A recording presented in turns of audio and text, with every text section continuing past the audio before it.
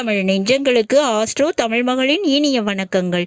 இன்றைய பதிவில் 2024 வருடம் முடிய போகின்ற தருணம்.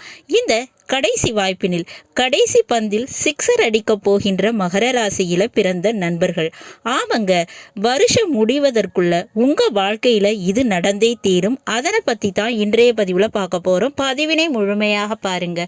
பதிவு பிடிச்சிருந்தா லைக் பண்ணி கமெண்ட் பண்ணி மற்ற நண்பர்கள் உறவினர்கள் பயன்பெற அவங்களுக்கும் ஷேர் பண்ண மறந்துடாதீங்க. இதுவரை நம்முடைய ஆஸ்ட்ரோ தமிழ் மகள் சேனலை சப்ஸ்கிரைப் பண்ணாத நண்பர்கள் சப்ஸ்கிரைப் பண்ணி கூடவே தெரிகிற பெல்லைக்கான கிளிக் பண்ணி ஆல் ஆப்ஷன்ஸும் செலக்ட் பண்ணி வச்சுக்கோங்க. ஏற்கனவே மகர ராசியில் பிறந்த நண்பர்களுக்காக சனி பகவானுடைய வக்ர நிவர்த்தி பலன்கள் பதிவு செஞ்சுருக்கோம். பதிவினை பார்க்காதவங்க சேனலில் போய் பார்த்துக்கலாம். கீழே டிஸ்கிரிப்ஷனில் லிங்க்கும் கொடுத்துருக்கேன், போய் பார்த்து பலன் அடைஞ்சுக்கோங்க. மகர ராசியில் பிறந்த நண்பர்களே, உங்கள் ராசிக்கு அதிபதி சனி பகவான் 2ஆம் வீட்டில் கும்ப ராசியில் இருக்காருங்க. கும்பத்தில் அவர் ஆட்சி பெற்று அமர்ந்திருந்தாலும் ஜூன் மாதம் வக்ர நிலையை அடைந்தார். நவம்பர் 15 வக்ர நிவர்த்தி அடைந்து விட்டார்.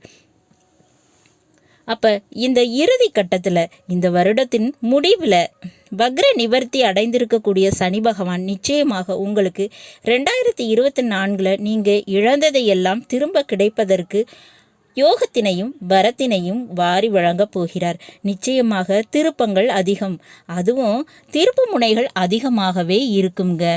குறிப்பாக குடும்பத்தின் ரீதியாக எப்பேற்பட்ட பிரச்சனை இருந்தாலும் அது சரியாயிடும். குடும்ப உறவுகள் வரவாக கிடைப்பது நிச்சயம்ங்க. மேலும் 3ஆம் வீட்டில் இருக்கக்கூடிய ராகு எந்தவித பெயர்ச்சியும் இல்லாமல் இருப்பார். அதனால் முயற்சியில் பெரிய அளவு வெற்றி கிடைக்குங்க. பண ரீதியாக முயற்சி, வேலை ரீதியான முயற்சி, தொழில் ரீதியாக முயற்சி, இந்த 3 முயற்சிகள்லையும் பெரிய லாபம்ங்கிறது கிடைக்குங்க. மேலும் மகர ராசிக்கு 5ஆம் வீட்டில், அதாவது ரிஷபத்தில் குரு பகவான் வக்ரகதியில் இருக்காரு. அப்போ தேவையில்லாத காதல் விஷயத்தால் ஏற்பட்ட பிரச்சனை, பிள்ளைகள் வழியில் ஏற்பட்ட பிரச்சனை இதெல்லாம் குறையும், மறையும். மகர ராசிக்கு 9ஆம் வீட்டில் கன்னி ராசியில் கேது பகவான் இருக்காரு. கேதுவுக்கும் பெயர்ச்சி இல்லைங்க. அதனால் நிச்சயமாக உங்களுக்கு வெளிநாடு யோகம், மருத்துவ யோகம், ஆன்மீக யோகம், இந்த 3 துறைகள்லையும் நன்மையும் கிடைக்குங்க. அந்த துறைகள் மூலமாக பணம், லாபம் இது பெறுவது உறுதிங்க. மேலும் உங்கள் மகர ராசியை பொறுத்தவரை 7 சனி நடந்து கொண்டிருந்தாலும் இந்த 2024 ஆண்டு முடிகிறப்ப 7 சனி முடிவடையும் காலகட்டம்ங்க.